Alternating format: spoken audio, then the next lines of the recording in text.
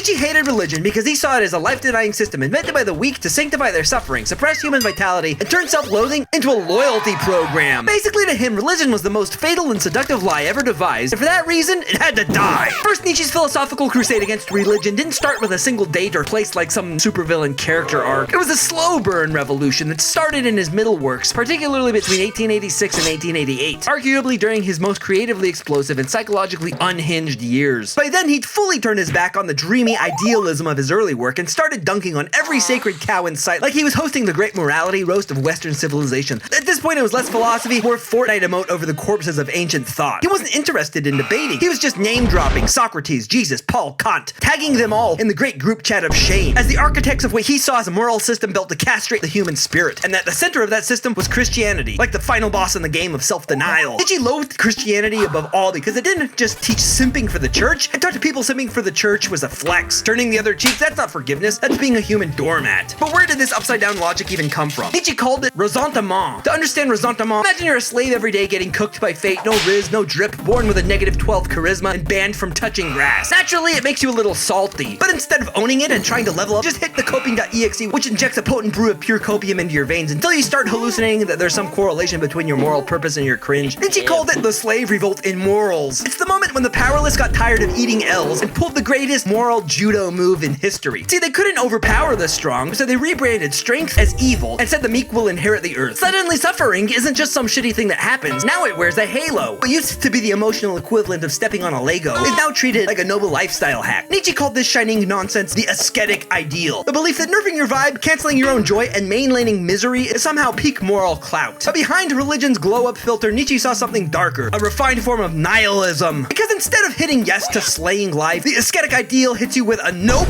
It says basically, if life gave you lemons, don't make lemonade. Don't even look at the lemons. Lock them in a drawer. You should be ashamed for wanting citrus juice altogether. But this whole vibe, it doesn't run on guilt alone. Someone's gotta keep the guilt train guilting. Priestly vibes just entered the chat. In Nietzsche's eyes, the priest is a mind hacker in a frock, sideloading guilt.exe straight into your mental firmware and colonizing your soul like he's the Christopher Columbus of spiritual gaslighting. You feel weak? That's humility. You crave something? That's sin. You suffer? That's great. Good job. The more obedient you are, the more blessed you must be. Needless to say, Nietzsche wasn't trying to be an inclusive, supportive ally to religion's lived experience. He wasn't out to tolerate all perspectives. He came to drag religion out of its safe space, rip off its halo, and throw it under a philosophical floodlight. He didn't care whether it wore a crucifix, a crescent moon, a yarmulke, or a third eye. All systems, all creeds, front and center for the reality test. He wanted to know which ones were hiding dead gods in the basement, and if their worldview couldn't survive a vibe check, it got ratio. This is where Nietzsche pulled out his tiny little hammer and went full skibbity toilet in the Vatican gift shop. Not to smash, but to test the integrity, like some twisted building inspector wandering through the temple of Western morality. That's why they said Nietzsche philosophized with a hammer. Not to wreck everything in sight, but to give each cherished ideal a nice little tap. Just to hear what kind of BS echoed back. He was testing, asking, does this belief slay? Or is it just wholly mid? What Nietzsche wanted was the positive ideal, where values juiced your instincts, buffed your courage stats, and unlocked creativity like you just hit the level 99 in main character mod. Because these were the values that expressed what he called the will to power. The will to grow, to create, and to overcome, because they meant saying yes to life. Most of what passed for virtue, especially in religion, did the opposite. It wasn't chicken soup for the soul, it was spiritual clickbait. Sold in bulk by institutions that fed off guilt like it was a subscription model. All in all, Nietzsche thought the most dangerous lies aren't the loud foaming at the mouth kind. They're the quiet ones dressed up in grandma's favorite Bible gown.